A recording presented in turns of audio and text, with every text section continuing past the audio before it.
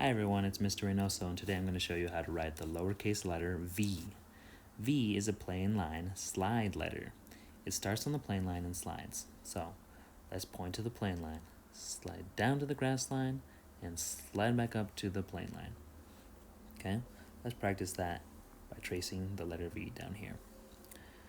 Start at the plain line, slide down to the grass, slide back up to the plain. Plain line, touch down to the grass line, slide back up to the plain. Down and up, down and up. Make sure you're staying at the plain line, going down the grass line, and sliding back to the plain line. Okay, let's switch to blue. Start at the plain line, go down to the grass line, slide back up to the plain line. Plain line, down the grass line, slide back up to the plain line. Let's say I do it wrong and I go straight down and slide back up like this. Oops, do you see what happened? I accidentally went down to the worm line. I need to fix that. Let's try it again.